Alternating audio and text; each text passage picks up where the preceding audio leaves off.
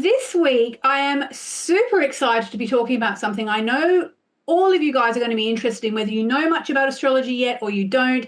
It's something we can all relate to, which is the fact that in astrology, because of the way the planets work, we all go through particular cycles at particular times in our life. So many of us already know about the Saturn return, which is when Saturn returns to the point on the chart where it was when we were born. But there's plenty of others. There's the Saturn square Saturn, there's the Jupiter return, there's the Uranus opposition, and these are all very defined periods in our lives. And so I'm very excited to welcome back to the podcast Alejo Lopez, who is a Jungian analyst and an astrologer. He is actually going to be doing a big workshop on this topic about the different cycles of life that we go through. But today we're just going to give you a taster, and if you like the sounds of it, maybe you can go to the full workshop. So welcome to the show, Alejo. Why don't you start by telling us about the main cycles that we go through? We're going to talk about adulthood. We could talk about childhood, but we're going to talk about adulthood. Why don't you start off by telling us about that? Okay, great. Thank you. Thank you so much for inviting me to speak about this. I think, yes, it's important to remember that there is a kind of natural development of things that goes through these cycles. And so we start usually, I would say the first important one would be the Saturn cycle. So this idea that Saturn is aspecting its own position every 7 years. And like the cornerstone, let's say, the moment in which something important happens is 30 years. Sometimes we start to feel it before the cycle completes. I think at 21, when we have the Saturn square Saturn, I think we start realizing what this process is about. But it is at 30 years, right, that we come to this point of achievement and perhaps success, or perhaps a sense of failure. I would say maybe it's not so black and white. It's kind of a mix of feelings, and that in some areas we feel successful, in some areas we feel some kind of failure. Sometimes it's not that we feel a failure, it's that something is imposed on us that shows us our measure. Let's say, yes, this could be the idea. The Saturn cycle is about learning what's our own measure, what we can do, what we cannot do, who we are, let's say. Yes, and I always say, Saturn is the great challenger. It's the planet that tests us. And, by the time we are 29, 30, it's been through every part of our chart. So it's been through our value zone and our communication zone and our travel zone and our career zone and so on. And so we've kind of been tested in every part of our life. And I feel like we kind of get a report card at the time of the Saturn return. But then another 7 years later, then we're going to get the first Saturn square after the return. And so that would be at about 36, 37, 30, 35, 37. What does that do? And is that a thing? Is that something you sort of consider in your practice when you're talking about these life cycles? Yes, I would say so, because I would say I love this idea that you said about the report card, right? So when we're 30, we get this report card, we check what we have achieved, what we haven't achieved, what things we might change. And so we start like a new, let's say we're born with a Saturn, so we have a certain model that we start with.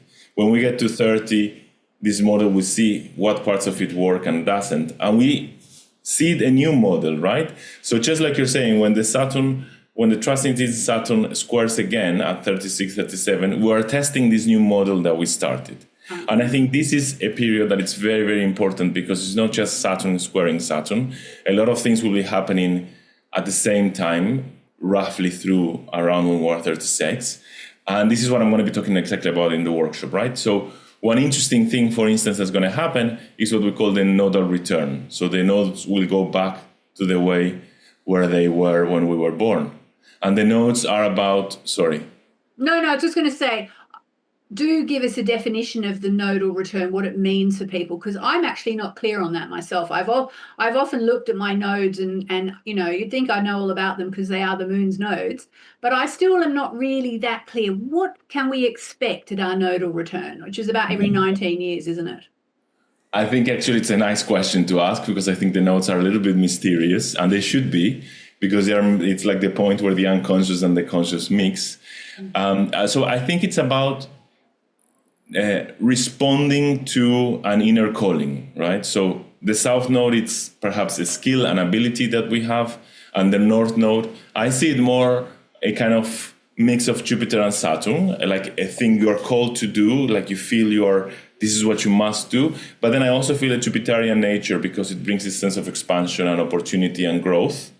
So when the nodal return comes back, it's like we become very, very aware of what are the skills, the resources we have developed, what are the abilities that we have, and we are reminded of this calling that we're born with. And so I had a teacher in astrology who used to say, this is the pull of the soul. The soul is pulling you towards your path of fulfillment.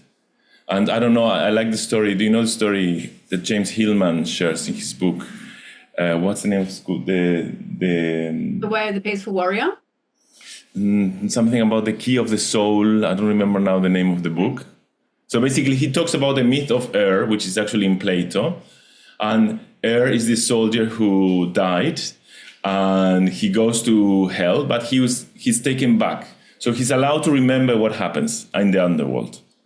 And he sees the souls in line to incarnate, and he sees how the souls choose a life, and he sees the wheel of necessity, he call it, and the three goddesses, the three Moirae, we call them, right? The three goddesses of fate, deciding the length of life, cutting the thread of life, and tying all this together. And then he's given in English we say daemon, in Greek it's demon. He's given a demon, but not in a demonic way, in the sense that it's a spirit, to guide him. So then the souls go through this kind of landscape, which is so hot that they have a lot of thirst. So they drink from the river, and this river is the river of oblivion. It makes them forget what they have seen.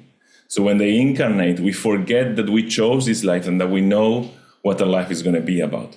But the daemon, didn't drink from the river.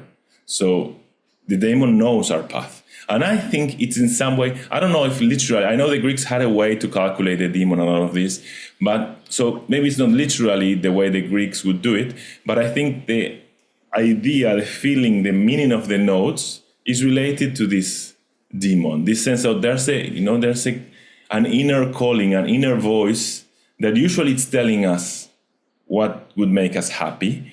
But sometimes we are not brave enough, or maybe we have not the opportunities. Maybe we feel we don't have the resources or the physical opportunities to follow that dream. And I think at 36, it gets really activated, not just for the nodal return, but for other transits that are going to happen around 36 and 40 that are going to be telling us, kind of pushing us or encouraging us, let's say, to yes, answer your calling. Stop doing what you're supposed to do and answer your calling, and stop being distracted by the immediate, Yeah.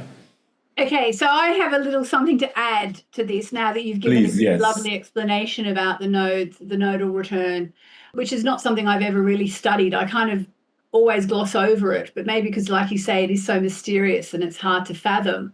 But listening to you, one thing I'm thinking is that I do work a lot with eclipses, and eclipses are obviously, only take place around the nodes.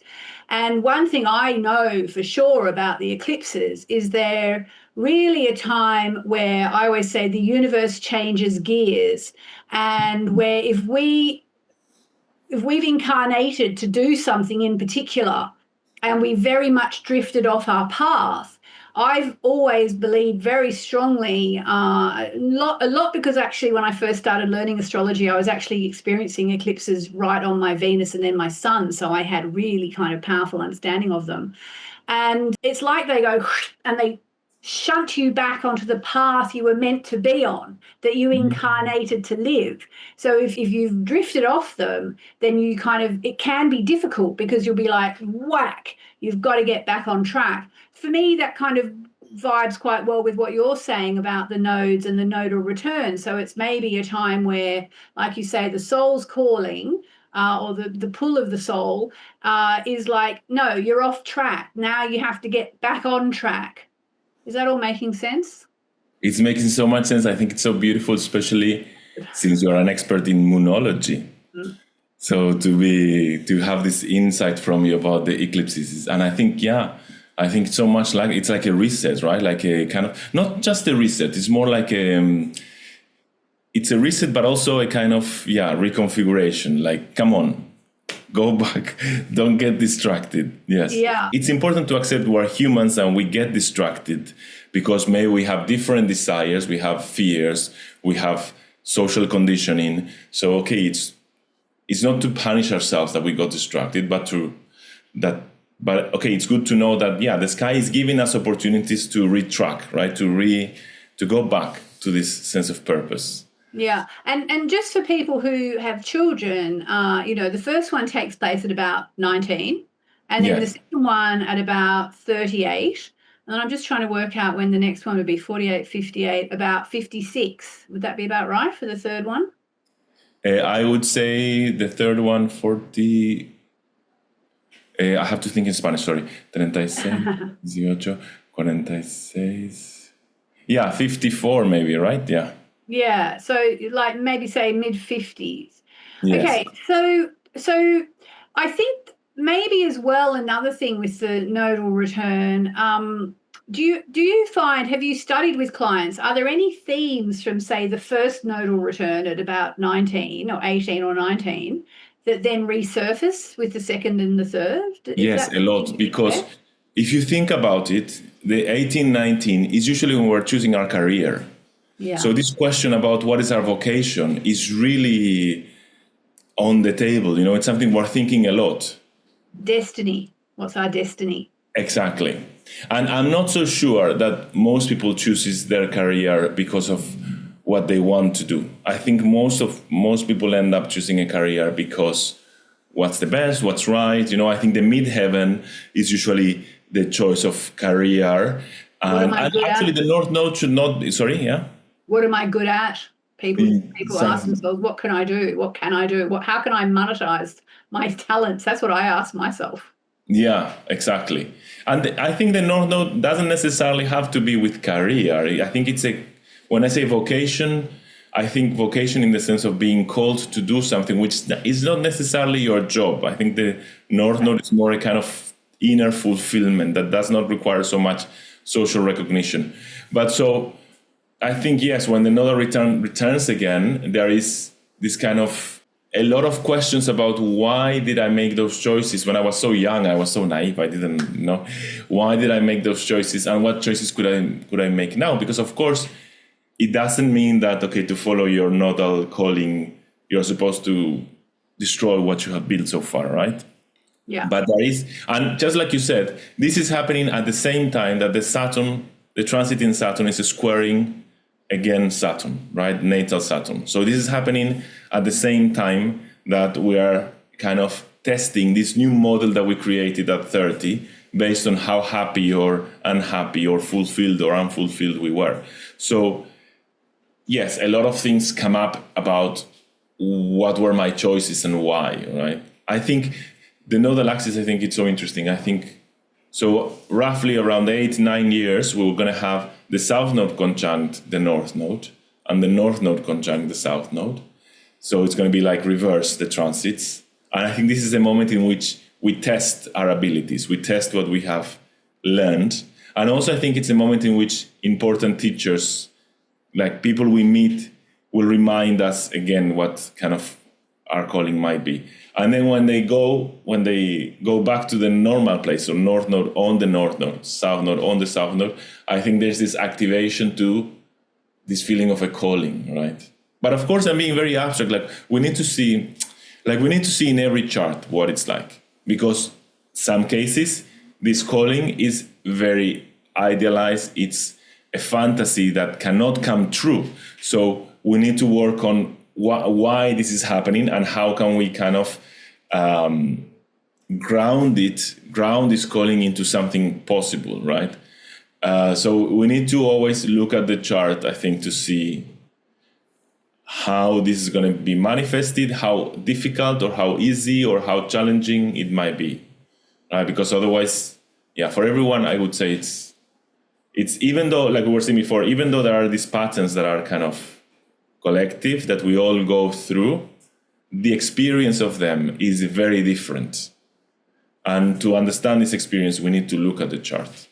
Yeah, I'm just thinking about my own nodal returns in this context, and it actually bears out for me because when I was about 19 was when I started my first job as a writer, which is a vocation. It's not just a job. It was definitely something my soul was called to do. I feel that strongly. But then at around 38, I changed and I moved from journalism into what I do now. About 36, 37, I started to learn to meditate and everything changed. So even though it was my career, it definitely, like you say, it was more than just career. It was sort of what was right for me. Yeah. So very interesting. So I'm just curious, and we did say we were going to talk about sort of middle age and upwards, or 30s and upwards. But as someone with an 18-year-old son, I'd love to know what advice would you give to a kid going through their first nodal return, or all the mums out there with children about that age? What advice would you give someone at their first nodal return? Wow. Well, so you're asking me this. Just yesterday, I was talking with a friend in Argentina, Buenos Aires, who is a theater director, and he's extremely successful. He's not having another return right now, I think, but we've been talking about this sense of calling a lot, and he's extremely successful, and he's not doing mainstream theater, which is a surprise that he became so successful. I mean, he's so successful that the Russian government, the governments all over the world, we're talking about Russia because it's the last trip he did, but governments all over Europe are paying him and his whole crew to go do the play. This is a play that, because of the way it's staged, only 50 people can go in. So Wow. It's not like, they go there and it's going to be a massive event. So we're like, why would governments around the world invest in this, right? And what he always tells me is that he was true to his desires. He was true to his calling. Like he never, of course you have to negotiate maybe a little bit, but he never betrayed what he felt he was here to do, and he never betrayed what gave him pleasure. Okay. He never betrayed what he felt he was here to do, and he never betrayed what he felt gave him pleasure. Okay. All right. So bringing that down to an 18-year-old who's like, all of them are in the job market freaking out that if they don't get a brilliant, university degree, then how are they going to get their first job? If they don't get the first job, they're going to be screwed for life. Like, how do we bring that down to these 18-year-olds and 19-year-olds out there? Yeah. So I would say, stop worrying so much about the market and the jobs, because actually most people will be doing jobs in 10 years that they don't even exist, I think. So I would say, and I don't know how AI is going to change actually a relationship to job, which is impossible to know now. So I would say, try to find something that gives you pleasure, that you feel you're called to, and not so much worry about how you're going to make it to make money. Because, in the end, if you find something that you're really called to do, well, maybe I'm too romantic, but this is at least my story, and what I see of the successful people that I admire is that they were true to what they wanted to do, and they found ways to monetize it. Of course, because we have to live out of something, but they were true, and also they were skilled in what they wanted. Like they trained to become good at what they found pleasure in, right? Like if you ask me, with my own life, when I started studying astrology, I never thought it was going to be my full-time job. I started with another return, now that I think about it. I'm thinking of my nodal return as well. I'm going to share mine after this. This is amazing. I'm loving it. Go on, sorry. Actually, it's very interesting now, because I started with another return. I do remember this. When I was 36, which is kind of the second return, I remember vividly the moment I said, okay, I have to focus on astrology seriously. It's not just something I like. I have to pay attention to this. So it's interesting now that you say this. But anyway. It's exactly what happened to me.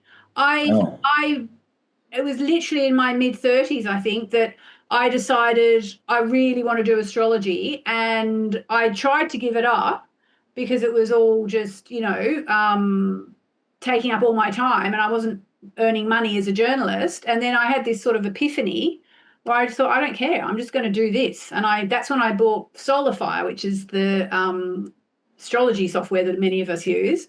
I like made this $500 investment, and it went from there. And that would have been around my second nodal return. You cannot make this stuff up. I mean, anybody who's listening, think about how it applies to you, you know, because it really applies to me so strongly. Okay. So tell me what you think, Alejo. Do you think that most astrologers are quite good? What's the one thing you wish that anyone who's learning astrology, you know, what do you wish they knew about all these cycles of life? How about, you know, about how to guide their eventual clients through all these like midlife initiations? What do you think astrologers need to know as they work with people or even work with their own chart? Okay, so I admire many astrologers. So I wouldn't say I know what they need to know. Okay, I can say what I think it's important to focus on, and I think it's important to focus on the person's chart. I think it's easy when these cycles come up because there is this pattern, and we see it so obviously sometimes when we work with the clients. We see it so clearly that we fall into repeating perhaps the same words, the same sentences.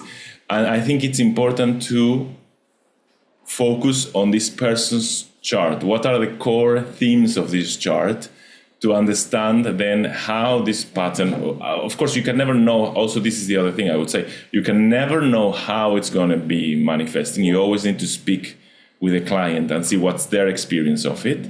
But I think when we do this dialogue, it's important to have one foot on, the collective pattern, and the other foot on, this is an individual chart. This experience is personal. It's only for this person.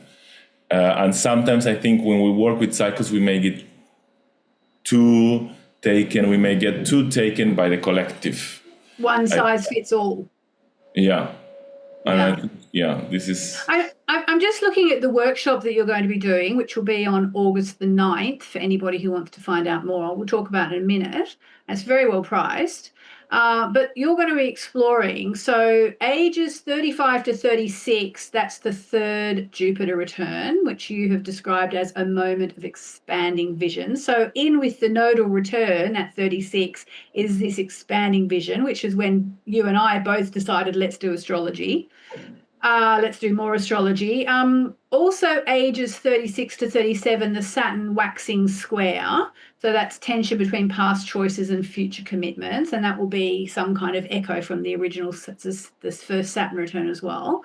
Age 38, the second nodal return, which you've called beautifully a karmic call to realignment, which is really interesting.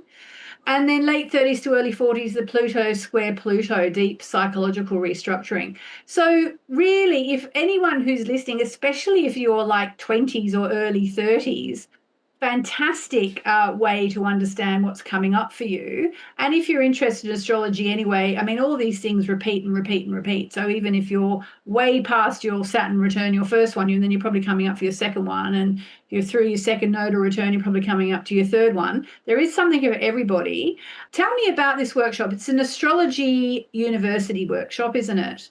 Yes. So it's Astrology University, and basically the idea is, to see, just like you're saying now, to see all of these transits that are happening at the same time, to understand what they mean collectively, but then to look at a chart and to look at a specific example and follow this person's life choices, and then also seeing how this was the seed for what's happening at 42. I think this pool of the soul, actually, I think it starts at 36 or around 36, and it goes up to 42. So it's like this kind of 6-7 years that we are trying, we're being called to answer. So we're going to look at theoretically what are all the aspects, all of the transits that we're having at this time and what they might mean. And then we're going to look at real life examples, of course, because otherwise we always have to, I think it's important to always ground it in a real example. Just like I said, we have to see in specific lives how this took place, right? Yeah, and it seems to be a very good price, actually. Is it just $30? Yes. I think people are getting a very good deal. Yeah, and you can also watch the recording, and I think you can add a little bit and you get a transcript of the session. And also I would say that even if you are, like you were saying, even if you're over this, if you have passed these transits, I think it helps so much to understand your past. You know, like we live in the present, yes, but the way we understand our past changes the way we live in the present. So I think it's so important to go back. And also the way we live in the present changes the past. You know, the past is not something fixed. Well, I'm a therapist, of course, so I think when we look at the past, we're not looking at something fixed. We're rebuilding the past, right? Because there's always stories, feelings, narratives that we haven't paid enough attention to. So when you look back, sometimes it will give you nourishing for this moment in life. Yeah. Okay, well, this podcast is being recorded a little bit in advance, but it will go out on August the 3rd. So people definitely have time to book in for the workshop. And what do you think, like, in terms of the sort of how much astrology people need to know? Because, you know, some of my astrologers are just sort of, my listeners are astrology curious. They don't necessarily know that much. Is this really for more intermediate than beginners? What would you say? I mean, I would say if you can read your own chart, if you understand your placements, planets by sign and houses, and maybe also aspects, I would add. If you understand how aspects work, you can follow the session. Of course, the more you know, I guess you're going to get more of it. But sometimes, actually, it's very inspiring when it's a little bit challenging. It takes you to a higher degree. Yes. But I think as long as you understand the dynamics in a natal chart, so the placement by planets by sign and house, and a little bit about the aspects, because when we talk about transits, we're including aspects, then I think you can follow, yes. Okay. So I will put the link in the show notes, but also people can just go to astrologyuniversity.com and do a search. If you just put in Lopez, Lopez, it will come up and you can book it. And as Alejo says, you've got lifetime access to the course. Okay, well, I think we can leave it there. I think we both had some personal revelations on the show. Yes. We usually talk about the astrology of the week ahead. We haven't this week. I hope you don't mind, guys. It's going to be going out in the height of summer. Just let the astrology waft over you with the sunshine, hopefully wherever you are. Although if you're in Australia, it might be let it waft over with the wind and the rain, where it's winter down there. But thank you so much, Alejo. It's very interesting. And now I want to go back and think more about all that, because I can really see how this played out. So I've learned something this week as well. Thank you so much. Thank you so much, Yasmin. And thank you for everyone who's listening. It's such an honor. Thank you.